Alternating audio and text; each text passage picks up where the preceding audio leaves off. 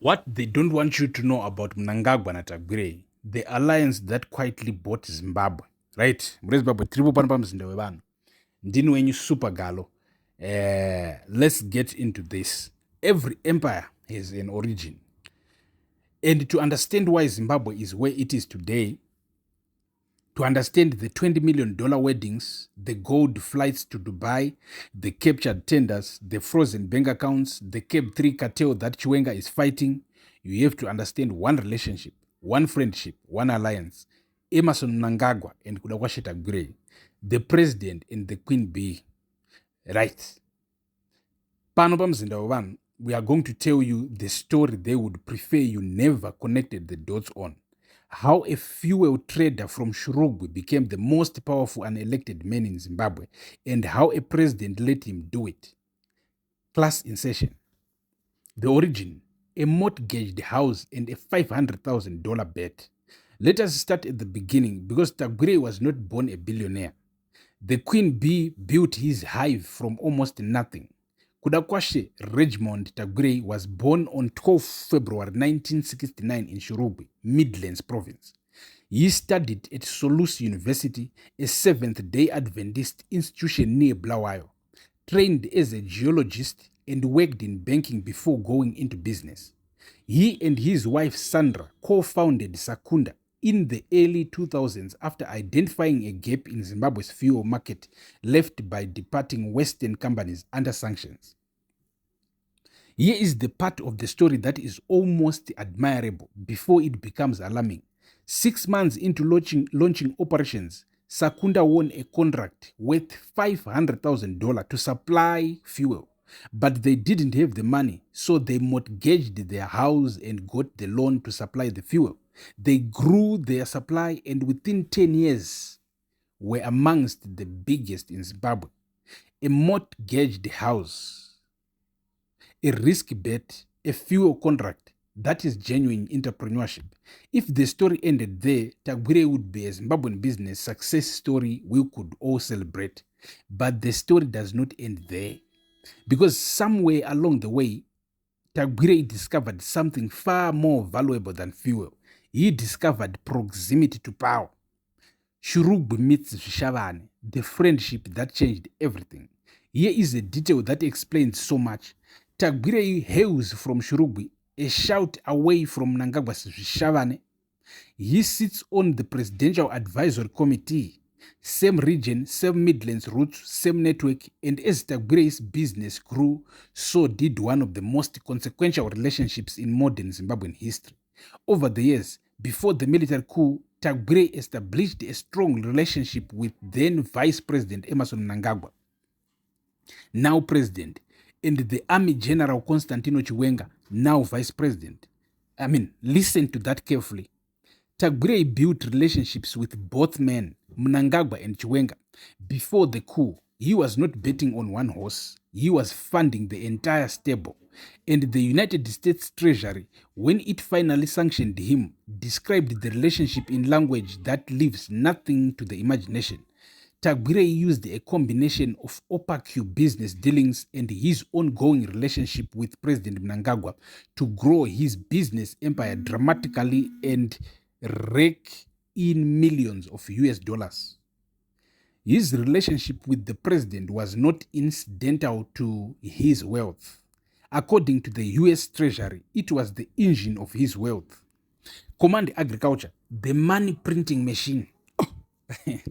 Now, we arrive at the scheme that made Tagwirei untouchable and broke Zimbabwe's economy in the process. Command Agriculture.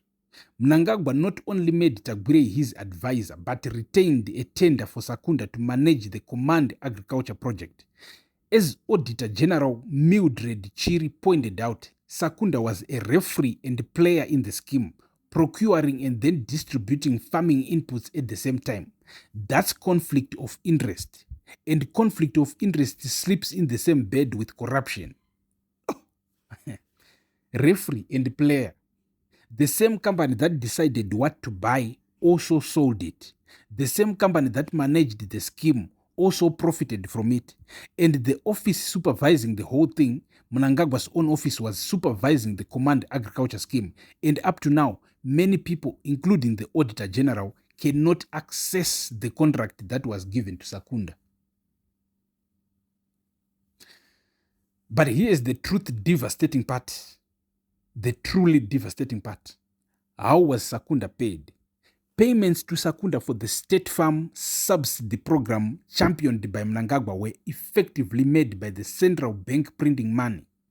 The disbursements led to an 80% surge in the amount of money in circulation, compared with an IMF target of 8% to 10%.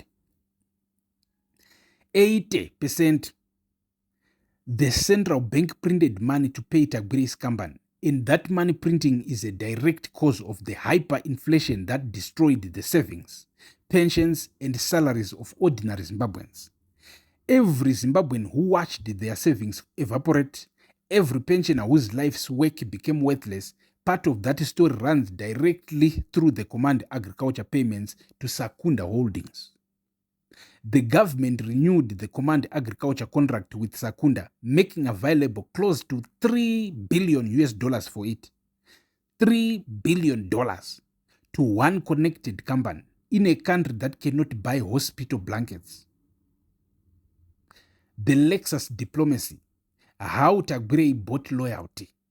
And here is how Tagwirei maintained his network, not with arguments, with cars. Ahead of the disputed July 2018 elections, Tagwirei reportedly splashed millions of scarce US dollars on luxury vehicles, buying top-of-the-range Lexus vehicles for Mnangagwa, First Lady Auxilia, Chiwenga and his wife Mary, and Mohadi, while several government officials received V8 Toyota Land Cruisers. The vehicles were brought in under the Command Agriculture Scheme and reportedly exempted from jute. The president got a Lexus, the first lady got a Lexus, Chiwenga got a Lexus, their wives got Lexuses, and the cars came in under the agriculture scheme jute-free. When George Charamba was asked about it, his response was pick Charamba. It is not a government issue. I am not the spokesperson of Command Agriculture. Talk to the agriculture minister, George Charamba. Not a government issue.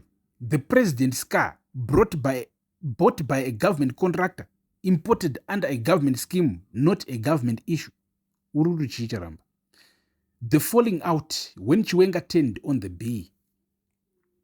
But here is the twist that brings us to today. The same Tagwirei who bought Chiwenga a Lexus is now Chiwenga's biggest target. Tagwirei and fellow businessman Baron Paul Tungwarara had been telling friends they expected Mnangagwa's support in the succession race. War vets are now leading the charge against Mnangagwa, partly over the influence of Tagwirei. The bee that fed everyone is now the bee everyone wants to swat. Chiwenga, who once accepted Tagwirei's cars, stood in a Politburo meeting and accused him of capturing the state, threw him out of a central committee meeting, and spent the $20 million Tagwirei wedding weekend in Goromons with Reserve Bank governor.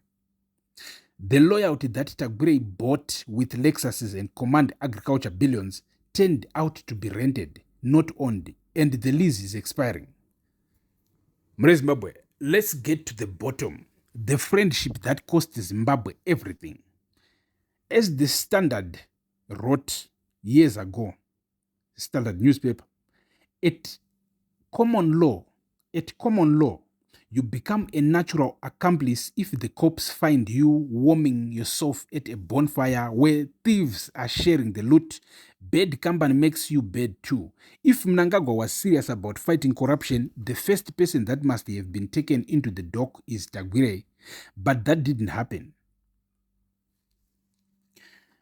That is the whole story. Mnangagwa came to power promising to fight corruption. And the first thing he did was make the most controversial businessman in Zimbabwe his personal advisor, hand him a $3 billion agriculture monopoly, and let the central bank print money to pay him, fueling the hyperinflation that crushed millions. What they don't want you to know about the Mnangagwa-Tagwirei relationship is simple. it was never just a friendship.